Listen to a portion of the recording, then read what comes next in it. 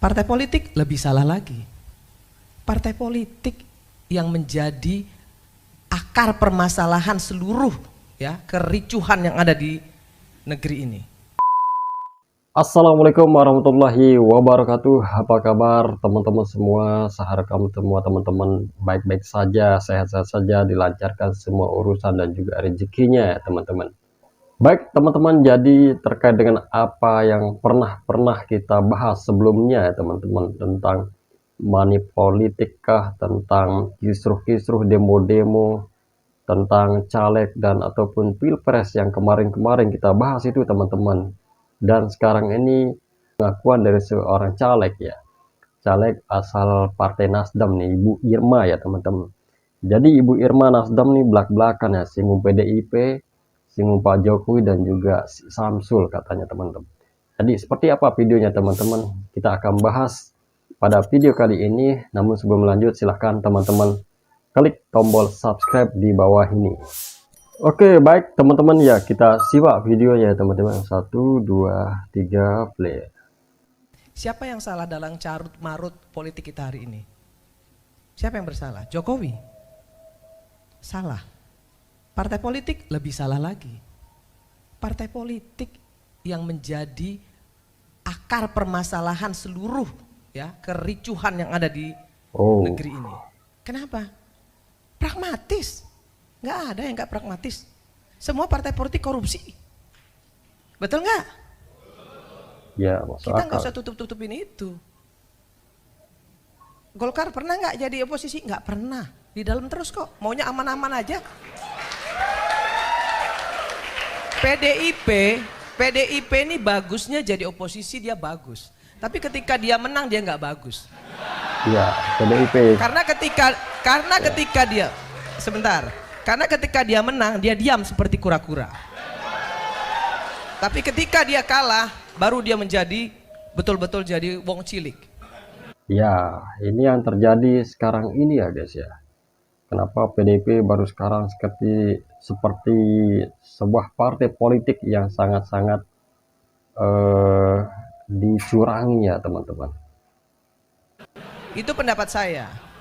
Soal kecurangan-kecurangan yang ada, yang tadi dikasih tahu Mbak Bibip dan lain sebagainya, hari ini di sini saya buka. Saya pelaku. Saya adalah caleg. Wow, ternyata Ibu Irma ini mengakui dirinya adalah pelaku ya teman-teman. Tentang money politik itu ya. Oke, kita lanjut ya. Saya harus keluarkan uang sekian miliar untuk bisa duduk. Yang seperti Pak JK bilang tadi, betul. Tapi saya apresiasi sekali tadi Pak JK bilang kita bukan untuk menang-menangan. Kita mau cari solusi kan hari ini di sini. Bagaimana election kita ke depan ini harus lebih baik. Kan itu intinya. Kalau itu yang mau kita lakukan, perbaiki partai politik kita. Jangan pilih calon-calon anggota dewan yang dari oligarki politik. Jangan endorse pengusaha-pengusaha kotor untuk masuk di parlemen. Jangan endorse pelecehan seksual, pecandu narkoba, koruptor masuk. Oh, siapa yang disinggung sama Ibu Irma ini ya teman-teman? Ada pelecehan seksual, pecandu narkoba, ya, kita nggak tahu ya teman-teman.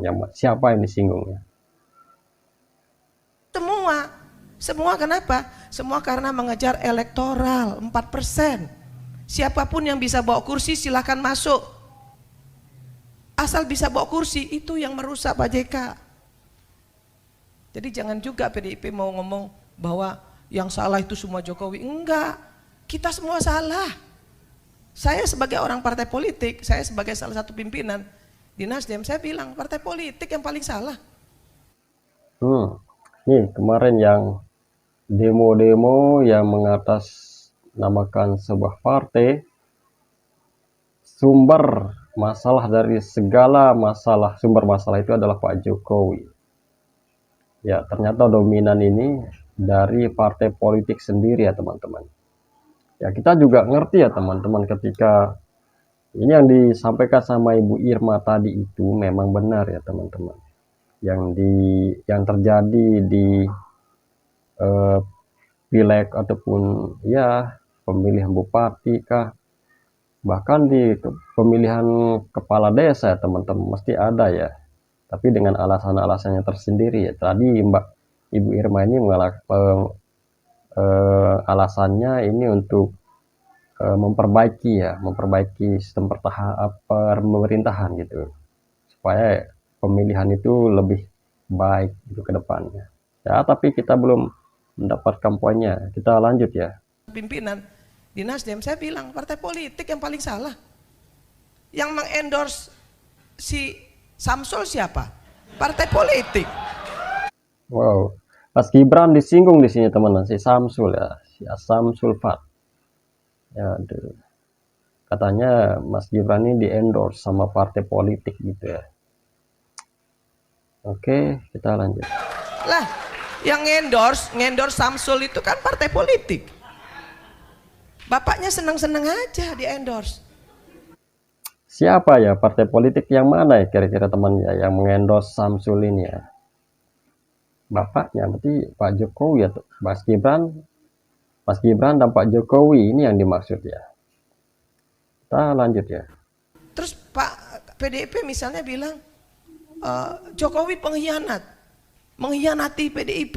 Lah kalau memang mau membenahi election ini, nggak perlu dong ribut-ribut. Oh, Jokowi nggak lagi bersama dengan PDIP, nggak perlu.